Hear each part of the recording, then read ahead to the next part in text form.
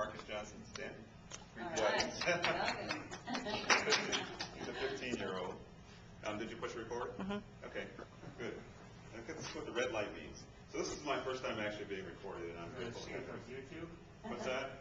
Is this going to be on YouTube? I hope not. I hope not. I don't know. Well, we'll talk about that later. You guys can tell me whether it's worthy.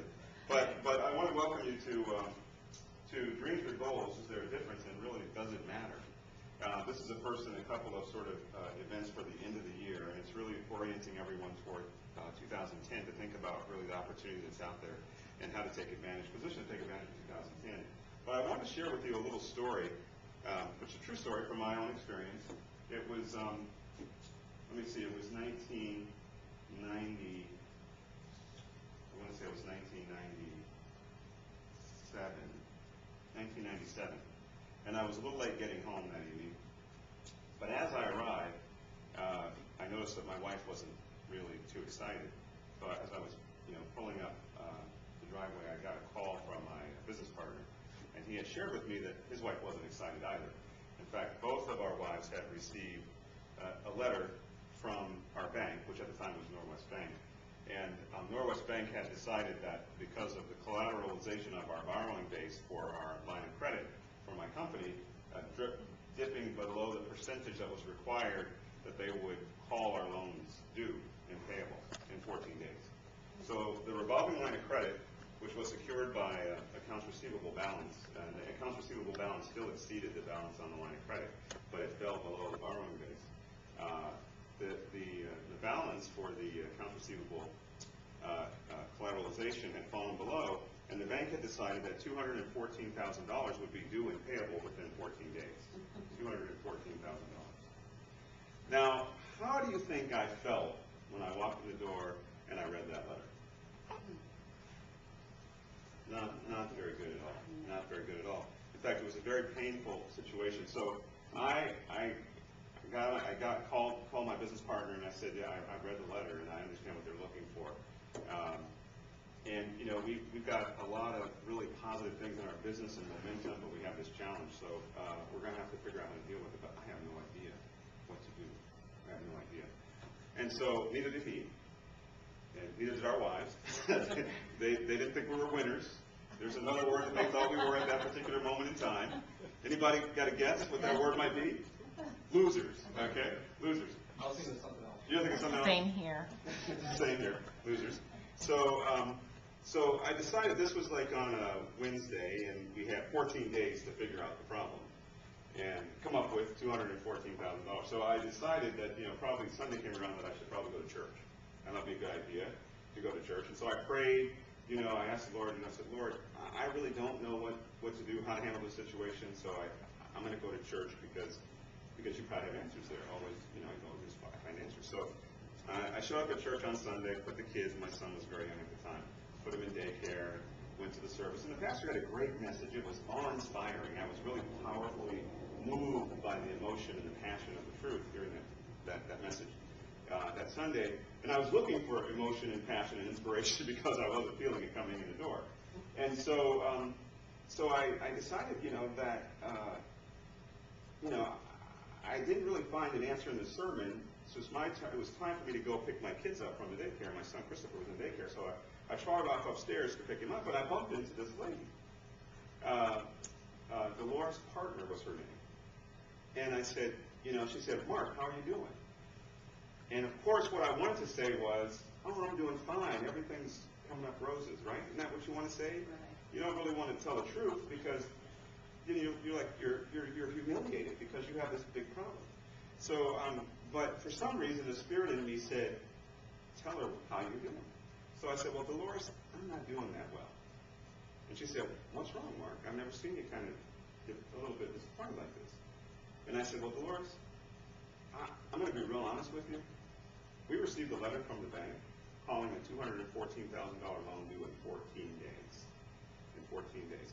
You know what she said to me, and I never will forget it. It was a divine appointment. You know what she said? She said, Mark, that ain't nothing. Mark, that ain't nothing. Those were her exact words. She said, I've had way worse than that come at me let me show you how to handle the situation. That's exactly what she said to me. So she pulled me over in the corridor, and she flipped her Bible open to 2 Kings chapter 21. And she said, read this. So I read it. And then she told me her story.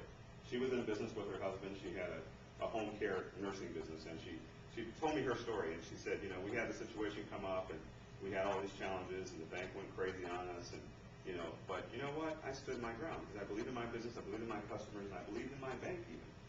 And so this is how I approached it. And so she told me her story, and it really inspired me. Do you think I was inspired?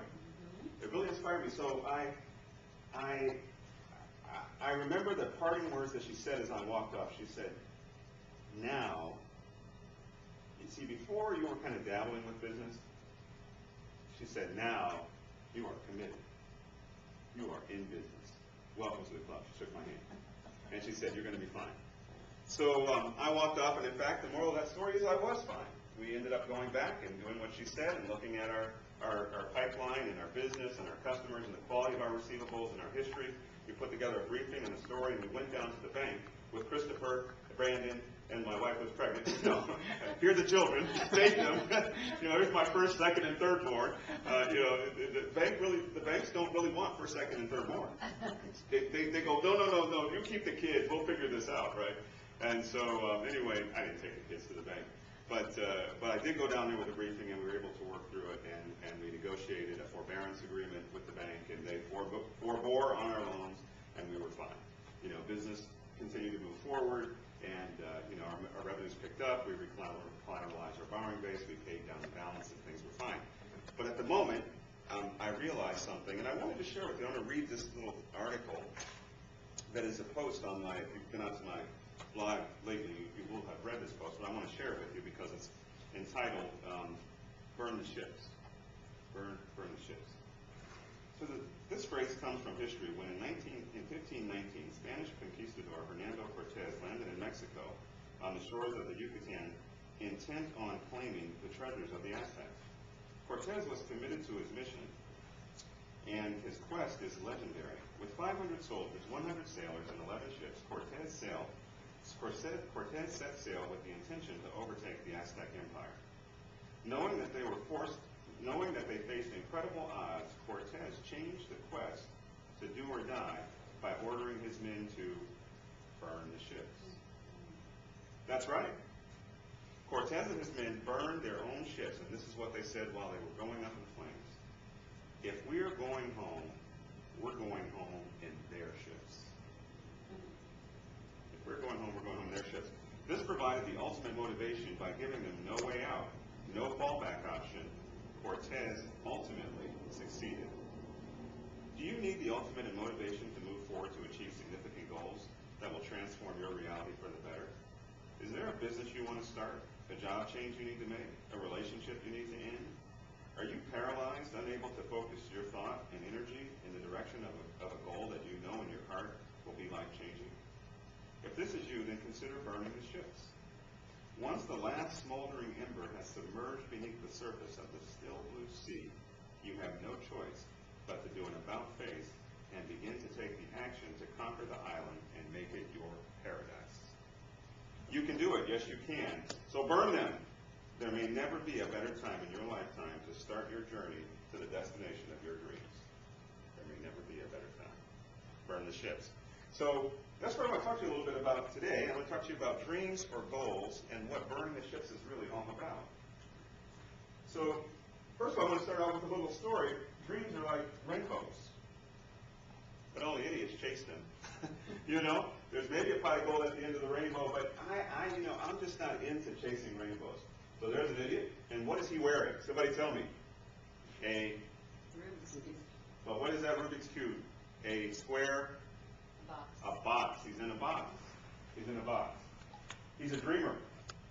Now, dreamers are a certain kind of people, a certain kind of person. A dreamer is not an achiever. And a dreamer goes around sort of entertaining people with dreams about what the future may be, but they wear a box, and ultimately they curl up inside of it and move on. If you